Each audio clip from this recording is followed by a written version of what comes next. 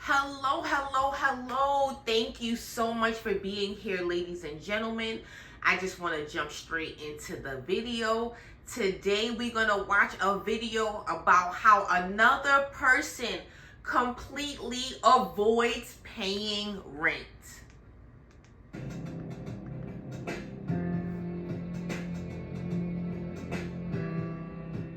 Wow, I like his RV. If that's even, or would this be considered like a camper?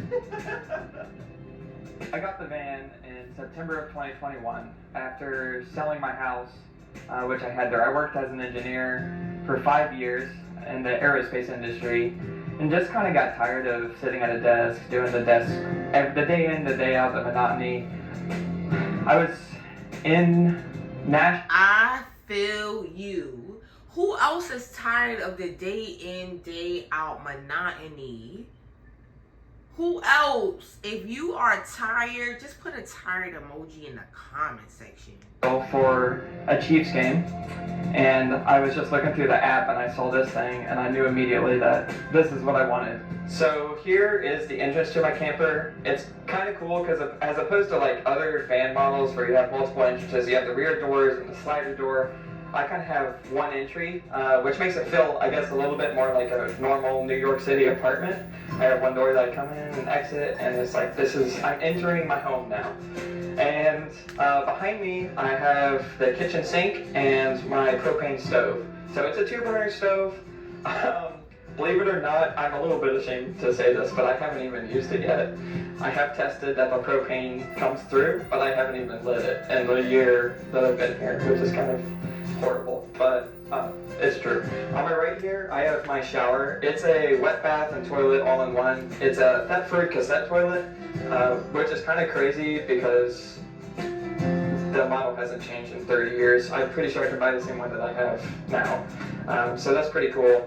However, I don't really use it that much because I have a gym membership, so I didn't want to be dumping gray water and have to manage that all the time, so 98% of the time I just go to my gym and shower there, which is like a 5-minute walk from where I'm at. So it's pretty easy for me to just go there, and the shower's bigger. It's really nice and it's never crowded. So for me, that works well. Then I don't have to worry about managing my water or where to dump, where to refill, that kind of thing. So one of the things I really love about this camper that gives it the illusion of being bigger than it really is the Cabover Bed. So the bed is directly over where I drive, and I'll show you here. You can see the pass-through right there, and it's right-hand drive because it's imported from Japan.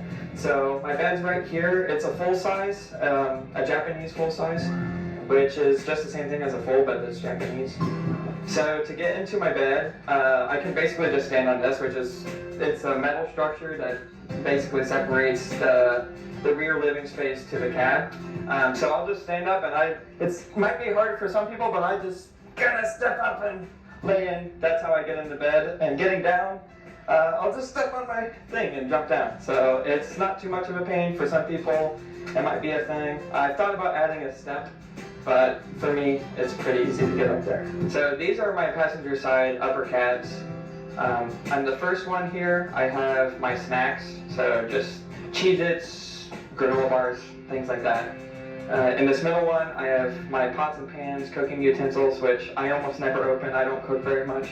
I have a microwave for that, so a lot of what I eat is just microwave when I'm eating here, but being in the city, I love to eat out, and with the money I save, I can usually afford to do so, which is really great. I also have a little bit of storage right above my microwave, where I can keep, it's kind of my spice rack, so I have salt and pepper and some hot sauces, and even though I don't really cook, occasionally I need to add a little pizzazz to the food, so that's what that is.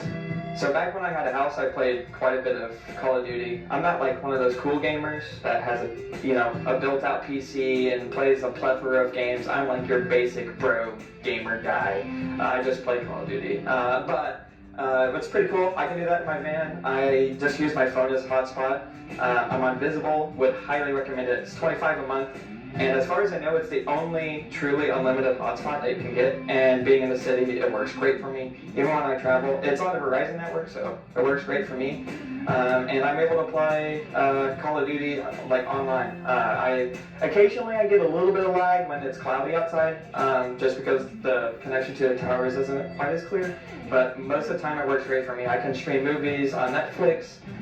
So I have my Xbox controller here and my headset. I have a whole gaming setup. And when I'm laying in bed, one thing that's kind of cool is my TV can swing out, so my monitor can swing closer to me, and then I can rotate it. So when I'm laying in bed, which is basically where you are right now, I can just be laying down with my pillow, and like the TV is actually oriented to where I can see it that way. So that's pretty cool, having the flexibility there. And then of course when I drive, I just strap it down. So I have a strap that goes from here and then hooks over here to keep that from moving around too much. Right below that, I have my fridge here. So it's a fridge freezer combo, 12 volt. It's not super big, but like I said, I don't cook a whole lot. I mainly just use it to keep some drinks and frozen foods. So my fridge is called a EU Homie. It's an Amazon brand fridge. There's lots of different makes and models. They're pretty much all the same. And for the last year, there's been a few quarrels here and there, but it opens up like this. Most of it is freezer space.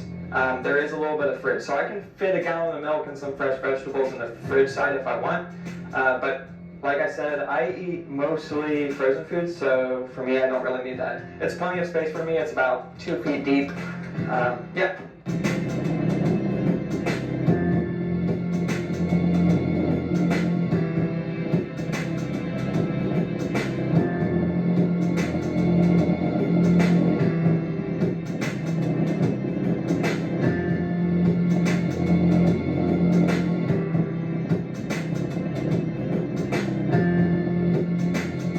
So the reason I wanted a set parking spot that I'm paying for is coming from Kansas. I didn't really know what I was getting myself into at all.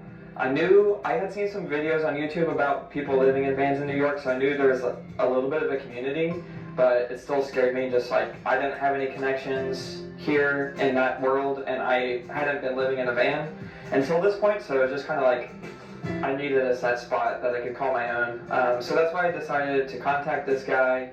And at first on Craigslist, he was like, absolutely no RVs. We're not gonna, like, no one living in this spot. They were pretty adamant about that, but I spent quite a bit of time just trying to convince him that I sent him some pictures of my camper. I was like, hey, but it's cool, right? And I was like, I can send you references, like whatever you need. I promise I'm not gonna screw you on this. Like, I'm gonna be pretty easygoing. So there was definitely some restraint there at first and some pushback, but ended up convincing him. And once I got here, I was like, oh, this is perfect. So my spot is between 2 brownstones and Park Slope, which is a pretty quiet, family-oriented neighborhood. So I've been there since last July, and I've had almost no issues. So generally, I feel really, really safe. Also included on my spot, I have electricity and water hookups. So I didn't have to worry. Really, there's just a lot of peace of mind that comes with that. I didn't have to worry about where am I going to get water, where am I going to get electricity when I don't get enough solar, and then I don't have to pay attention to parking rules. Like, I don't have to move my car twice a week. I don't have to worry about a drunk driver hitting me in the middle of the night. I know a lot of people live on the street here, and it works great, obviously, because I have a lot of money doing that versus paying. And for those who are not understanding what's going on so far, he purchased a camper. So of course, like I said, and like we've been talking about on this channel so far, some of these ways that we talk about on this channel about how to live for free or for dirt cheap, there's always more or likely some upfront costs. So yes, he had to purchase the camper from Craigslist, right?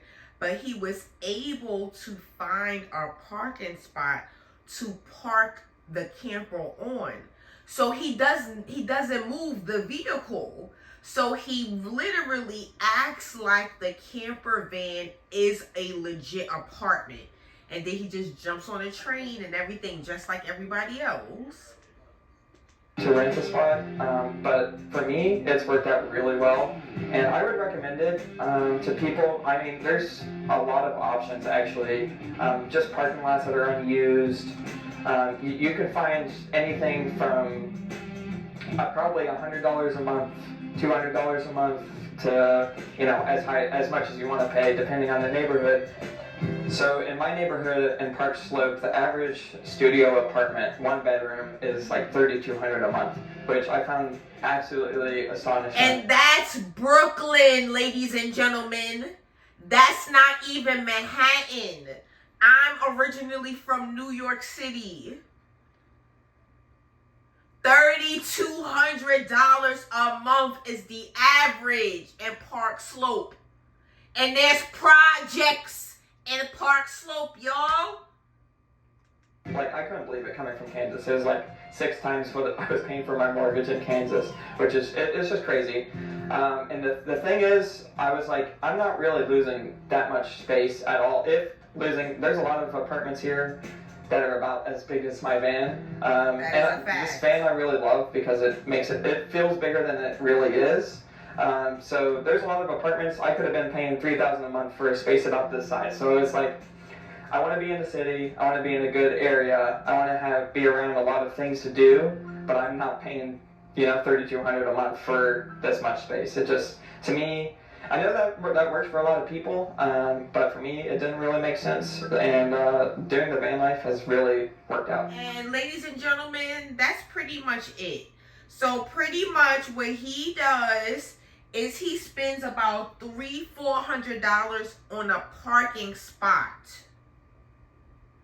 And he takes his camper van and parks it in that parking spot, and he never moves the van. He treats the van as if it is an actual apartment itself. So when you look at it like that, like he said, in Brooklyn, Park Slope, the average rent for Dusty Park Slope, no shade, is $3,200. He is saving literally, goddamn, almost $3,000 a month. He probably paid for this camper, saved enough to pay for this camper van over and over, because he said he's done this since last year. So imagine, let's for numbers sake, he's saving $3,000. After only 5 months, that's $15,000. After only 10 months, y'all, not even a motherfucking year, that's $30,000. 30 grand. How many of you could use an extra 30 grand after 10 months? I know I can. So, ladies and gentlemen, I urge you, let's find alternative ways to live, okay? I'm really excited about this journey. For those who just stopping in, thank you so much. For my subscribers, hey subscribers, I'm just so grateful for you all. Let's really do this together. I wish you the best. God loves you. Have a wonderful day. Good night.